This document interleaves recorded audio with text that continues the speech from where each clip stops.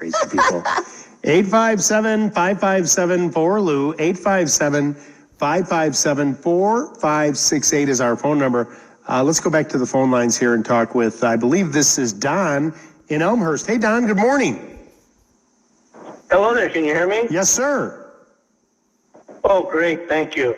I really appreciate listening to you every Saturday morning. I learn a lot of things and jot everything down. Oh, you're very kind. Thank you. You know, great. I had a general question, and then I had a little a comment at the end. But general maintenance, I've often wondered on my hot water heater if I needed to drain that. Mine's maybe 15 years old. And again, I just wondered if that's something I should do every so often, is drain my hot water heater to get the sediment out. If you've never done it, so Correct.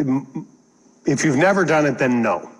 But if you're going to get a water heater installed brand new, okay, then once a year, take a gallon of it out from the little drain silcock at the bottom of it. But now that it's been there so long, what happens is, I mean, just think about it, right? There's a burner on the bottom of a traditional water tank, and it gets hot, and the calcification in that tank, you get sediment in there, but it becomes rock solid, right? Over time, especially 15 years along the way. It isn't that you wouldn't get something out of it, but I think you'd cause more problems at this point.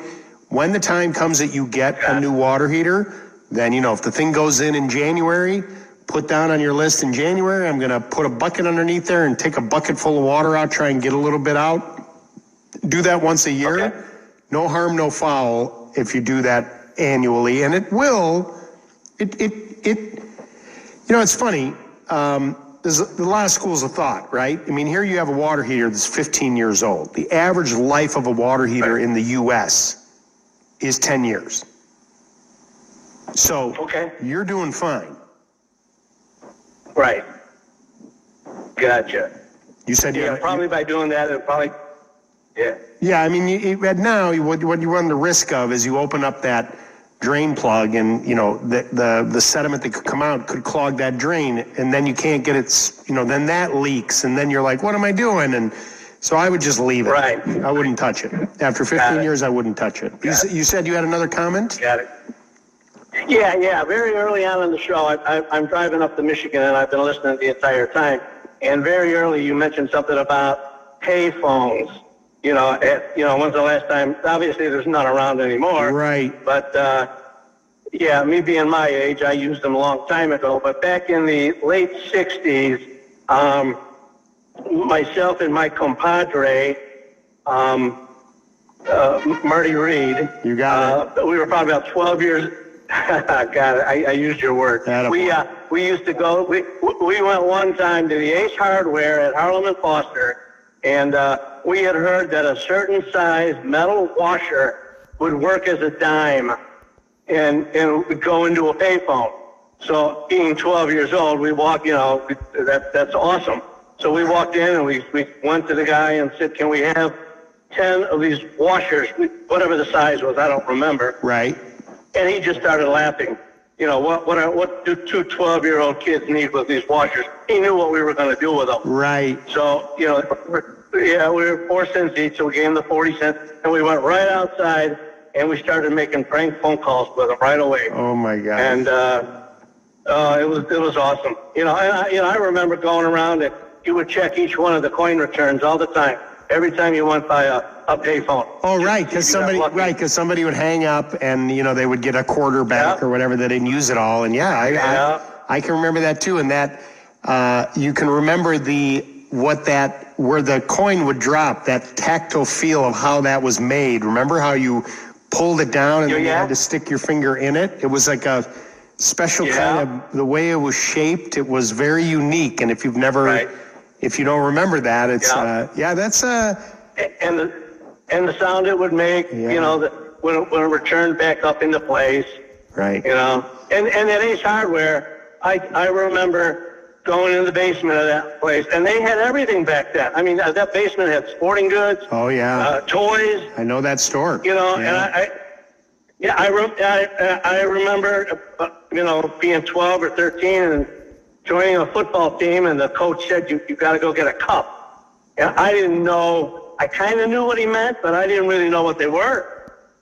So I went there and I asked the guy, I kind of whispered to him because I was embarrassed. I said, and they had it there. Yeah. It was unbelievable. He gave you a cup and he said he gave you a cup and gave you a handful of washers and said, go call somebody. Exactly.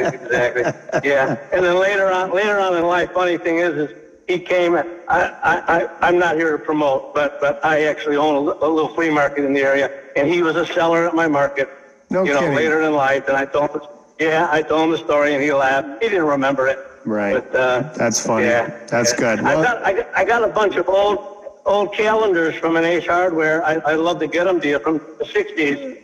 The big ones. If you'd like them to hang in your man cave, I'd like to get them to you. Oh, that's very nice. That's very nice of you. Yeah, I mean, are you live in Elmhurst? I do. So Yeah. I can drop them at your store in Villa Park or whatever. That's very kind of you. Thank you. Yeah, I would love to see them. Yeah. That's great. Yeah, from a store in Rochelle, Illinois. Oh, that's great. Sure. All right. Well, drive carefully, and thank you for calling. All right. Great. Thanks a lot. You got it. Appreciate Take care. Bye-bye. I'm just real quick on the payphone. I think I've told the story when my wife, we were dating. She went to Austria and studied abroad in the 80s. And, there were no phones, no cell phones or anything. We didn't even have a phone in the house. Mike J and I lived in Milwaukee together in this house that we rented. And I remember we were like renting it together, and we were so nervous the landlord wouldn't rent it to us. So we said, well, we're brothers, even though we have different last names. The lady's like, I just take the rent, guys. I don't care. And I could call Mary Beth in Austria from a payphone if I had $6 in quarters. But you had to write a letter first to say, I'm going to call you on Tuesday, whatever, from this time. So she'd be by the phone, right? Like, think about this. You young people can't even imagine that this what it was. And I would go to some payphone in Milwaukee. We were living in Milwaukee. And I'd put $6 in quarters in, and I would dial the number, and they would say, okay, you have 3 minutes. And then they would count you down, 30 seconds. Okay, love you, have a great time in Austria, have some schnitzel. And then click, it would just click. It'd be gone. Oh, that was the worst. Thank God she married me. The news is next from the Northwestern Medicine Newsroom. Don't go away, we'll be right back. When your water heat